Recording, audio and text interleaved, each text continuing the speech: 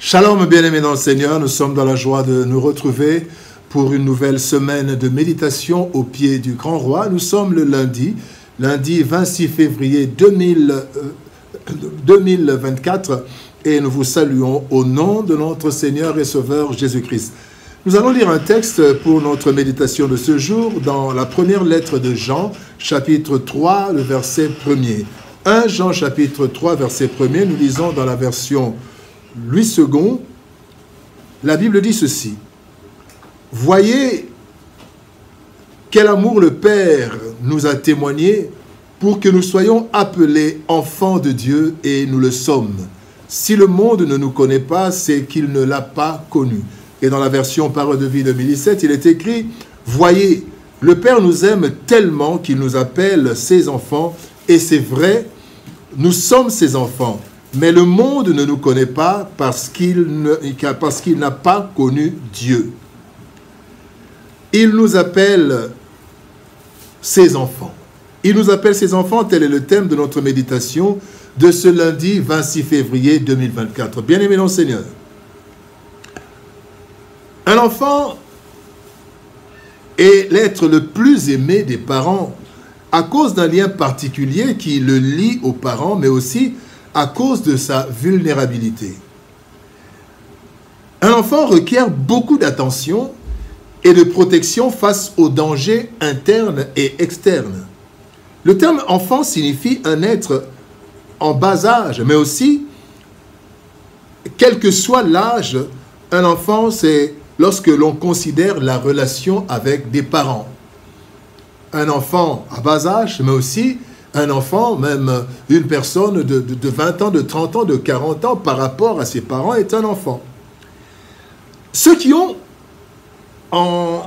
cru en son nom, au nom de Jésus-Christ, ont obtenu le pouvoir de devenir enfants de Dieu. Jean chapitre 1, verset 12, nous l'avons vu. Le texte du jour nous montre la dimension d'enfant de Dieu du chrétien. Lorsque Dieu nous appelle ses enfants, cela témoigne du grand amour qu'il a pour nous, même si le monde peut nous déconsidérer. Cette appellation d'enfant bien-aimé exprime aussi la responsabilité que Dieu a en tant que Père. Mais qu'est-ce que le fait d'être appelé enfant de Dieu représente pour nous? C'est l'objet de notre méditation de ce jour. Premièrement, être enfant de Dieu, c'est une grâce. Une grâce. Éphésiens chapitre 2, verset 8 nous dit « Car c'est par la grâce que vous êtes sauvés par le moyen de la foi, et cela ne vient pas de vous, c'est le don de Dieu. » Le fait de devenir enfant de Dieu, être appelé enfant par Dieu, est non seulement une faveur, mais plus encore une faveur imméritée. En effet, certaines faveurs, comme par exemple le bonus dans le domaine commercial, sont données à une certaine catégorie de personnes, et cela par mérite. Vous avez beaucoup acheté et on vous accorde une faveur, c'est une faveur méritée. Mais, bien aimé, le salut en fait, qui nous donne, le salut qui nous donne le statut d'enfant de Dieu, eh bien, ce salut est une pure grâce. La Bible dit, cela ne vient pas de vous. Et le verset 9 renchérit, ce n'est point par les œuvres afin que personne ne se glorifie. Donc, la prise de conscience de cette grâce doit créer en chaque chrétien trois choses particulières. D'abord, l'humilité.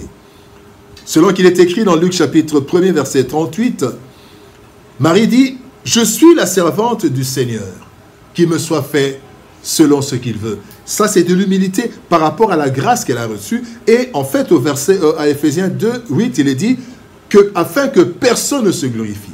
Première réaction, première attitude, l'humilité. Deuxième attitude, c'est la reconnaissance. Le psaume 116, verset 12 nous dit « Comment rendrai-je à l'Éternel tous ses bienfaits envers moi ?»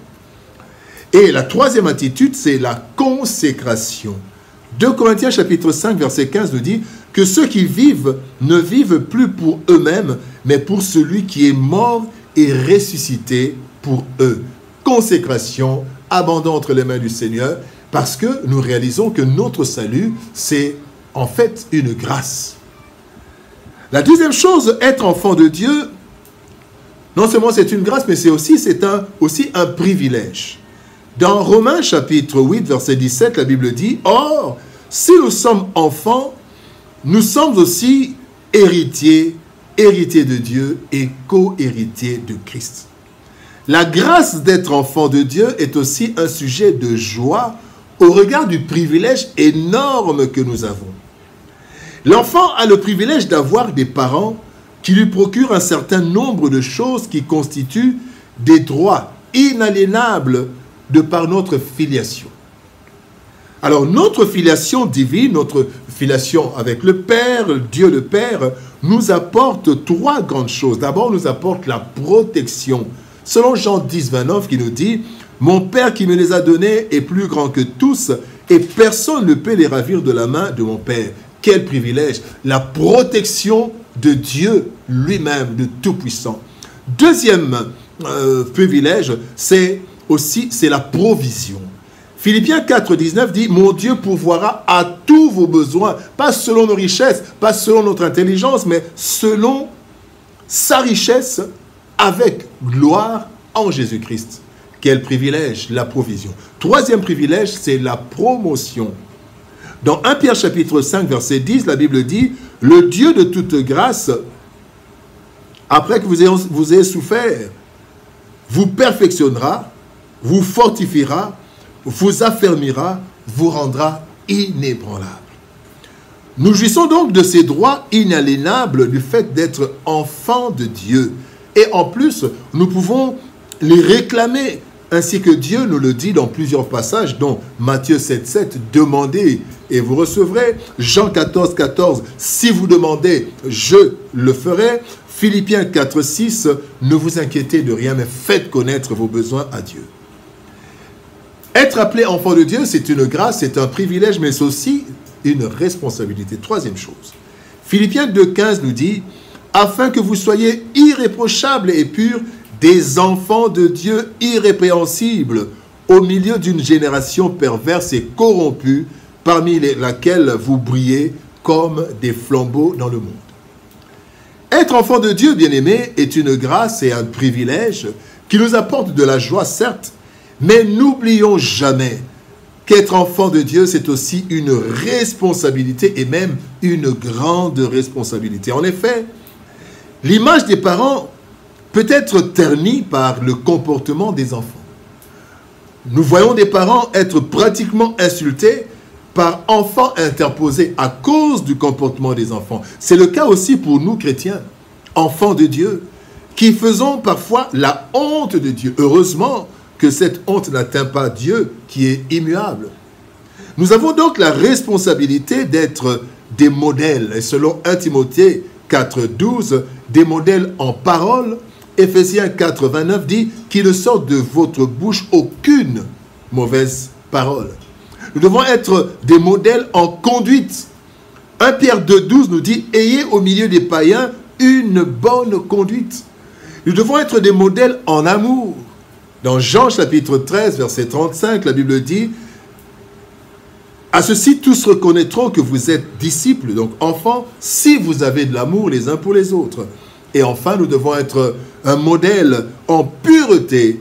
1 Pierre 1, 15 nous dit « Mais puisque celui qui vous a appelé est saint, vous aussi soyez saints dans toute votre conduite. » Et nous pouvons paraphraser cette interpellation de Jean-Baptiste dans Matthieu 3, 8 à 9. Il dit « Ayez un comportement digne de votre identité et ne prétendez pas dire en vous-même, nous sommes des enfants de Dieu. » Nous paraphrasons Matthieu chapitre 3, versets 8 à 9. Bien-aimés dans le Seigneur, Dieu, dans son grand amour, a envoyé son Fils unique Jésus-Christ afin de ramener à lui l'humanité rebelle. Tous ceux qui ont cru en son Fils sont devenus ses enfants. Dieu nous appelle enfants, ses enfants, et en tant que premier responsable, il assure notre protection. Il assure notre provision et notre promotion.